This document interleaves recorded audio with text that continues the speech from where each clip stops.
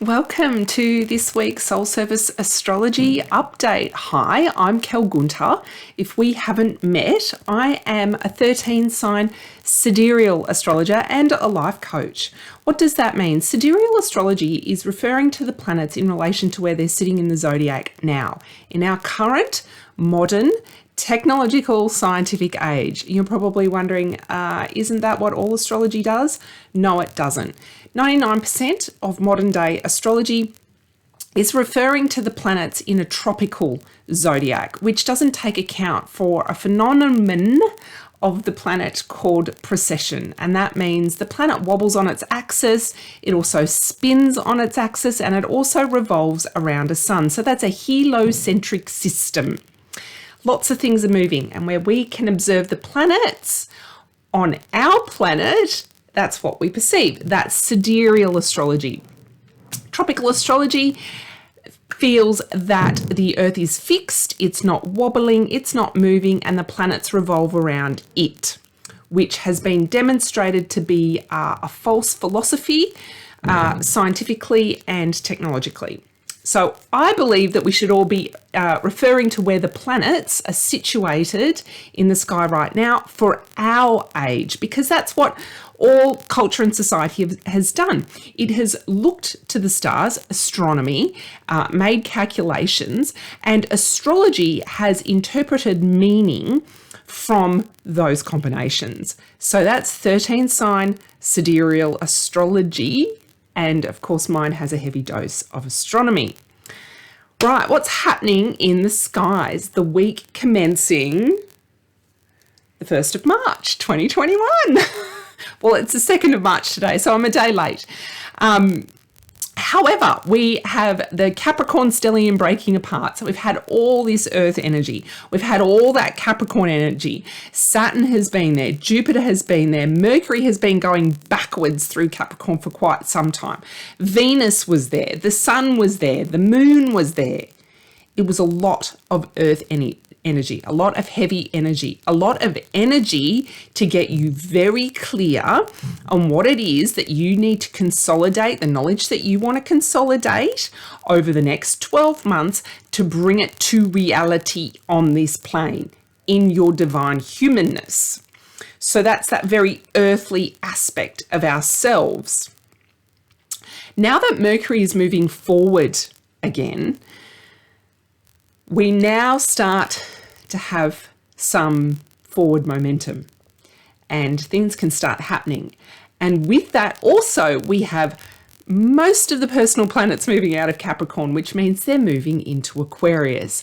So it's kind of like a breath of fresh air. It might feel radically different, and I say the word radically because Aquarius, which is associated with Uranus, is connected with the radical archetype or the rebel archetype. So now here is a place where we've consolidated what it is we want to build over the next 12 months, perhaps over the next 12 years even, perhaps over the next 29 years. That's how big the energy has been. Now, the radical and the rebel and the vision steps in. Okay.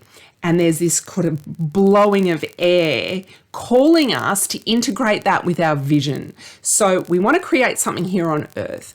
Is it connected to something that's going to benefit the collective and your community? It's not just about us, right? And this is kind of the step into Pisces. So you can see Capricorn, Aquarius, Pisces. So there's an archetypal journey we're going on here. We are using and consolidating our skills, our knowledge, our wisdom to bring something on life into reality. All ideas have started out as ideas and visions, and they've come into reality. All things that you can see. Aquarius, this Aquarian energy coming in, wants us to make sure that it is for the collective. It's not just about us. Because, of course, there's only one of us here. We're all connected. We're connected with the Earth. Is it just really going to materially benefit you? Or is it linked to something that can take your community, your groups, the collective higher? Now the chainsaw's going to start again. So let's see if this ends up on the video, and there's nothing I can do about it. I have a construction site next door. So I'll try and talk over the top of it. So that's the Aquarian energy coming in this week. Later in the month, this transitions into Pisces energy. Now there's a reason we're going through this transition step. Have you got all the information you need? Now, perhaps you've got all the earthly information you need and the wisdom that you've accumulated over your life to feed into your service, your business, your career, what it is that you're attempting to create. Now, allow yourself to open up to some divine information to feed into that and how it's going to fit with your community and your collective. Right? So that's what's shifting in this month, and this week is a step into that. There's two main aspects this week that I'm going to talk to. The first one is tomorrow, Wednesday, Uranus is sextile Venus. So this is where you start to integrate. Venus is the body, our aligned values, our desires. And you've got Uranus, which is very Aquarian energy, the change maker, the wild. You've got the wild with the lover. So yes, you might be feeling, oh, it's time to, shake things up a little bit with your love life. But it might also be to shake things up with your self-love life, right?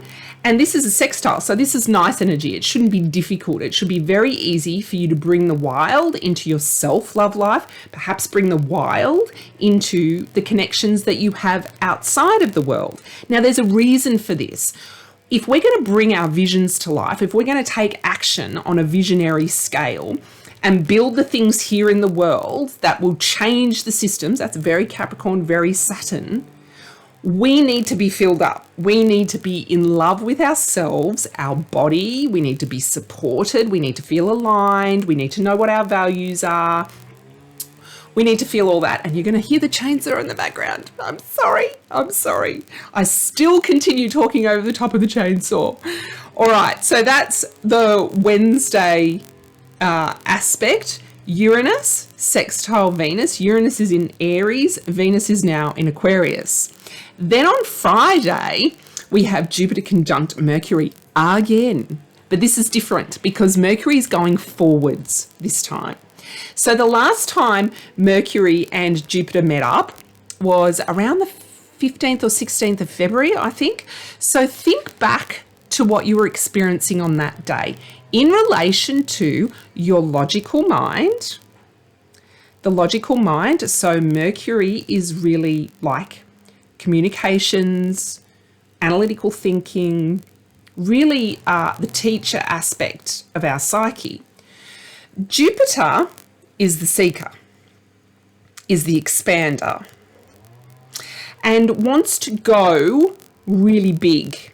Can also be the perpetual student, but Jupiter is also more like the mentor, the consolidated, like the professor almost. And so you're taking these earthly skills with your higher, a portion of the higher mind and bringing them together. Now, Jupiter is also about our beliefs because our mind generates our beliefs. So back in the middle of February, was there a dominant, negative, limiting belief that you had about that was flipping over, revolving in your mind?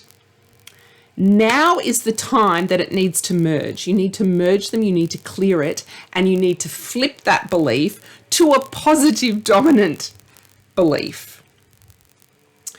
In relation, so it's still in Capricorn, these two planets are still in Capricorn, so this is really about your career, your goals, your business, your achievements, that thing that you're going to build here over the next 12, 29 years. And the reason I'm talking in that long-term fashion is because that is the next time Jupiter will be in Capricorn is 12 years' time. The next time Saturn will be in Capricorn is 29 years' time. Yes, there's other aspects on the way, and of course your natal chart would have some significant information in relation to that. But now is the time. This aspect on Friday calls for you to really acknowledge if there is a limiting self-belief that's going to hold you back from bringing what it is you want to build over the next 12 and 29 years into this world.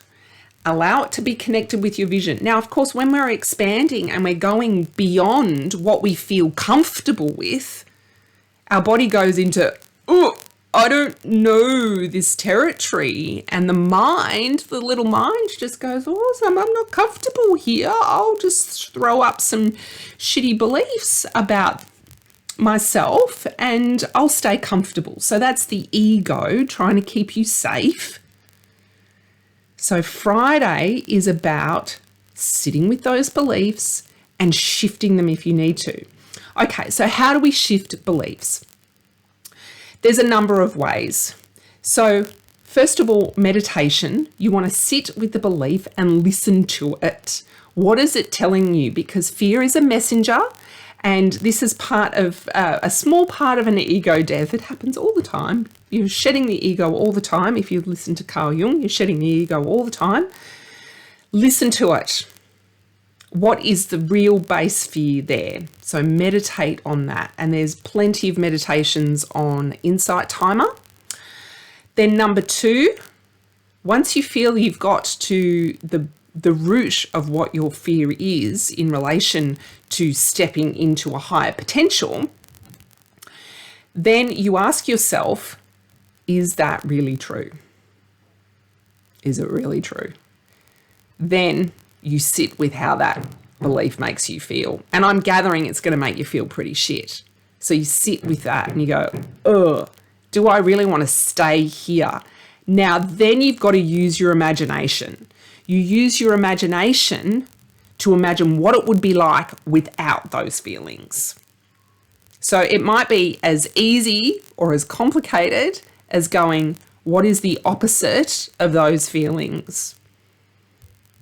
So if I feel shitty here, I feel scared, I feel ill, I feel nauseous, I don't want to do this, it's holding me back, I'm cranky, I'm moody, I'm emotional. On the flip side of that, oh my goodness, I could be happy, I could be joyful, everything could be easy and relaxed. That's the flip side of that belief. So then those are the feelings, those are the feelings that you want to cultivate. That is what programs your new beliefs. So you write those new feeling states down, the ones that you believe at the moment that you can't have, right? So you write those feelings down, and every day for 7 days after that, you connect with those feeling states. In meditation, in nature, when you're daydreaming, you cultivate that feeling state within you. And that's how you can program new beliefs. Now, if you want to get really deep into creating what it is that you want this lifetime, it could be your career, your business, your service. Even if you've got this fear of visibility and really speaking your authentic truth in the online realm, then message me, because my one-on-one VIP coaching is now open. It's called Recalibrate. We use your birth chart and we use your transits. We use all the archetypes, and we are going to reprogram belief after belief after belief about yourself and start planning and doing to bring that career, that business, that service to life. It's monthly. It's for 6 months. You journey with me and the planets, and in 6 months' time, you'll be able to deliver your service into the world, or start to be stepping into the career of your dreams. So send me a message if that's of interest to you. Otherwise, I will see you next week. Have a glorious week. Bye.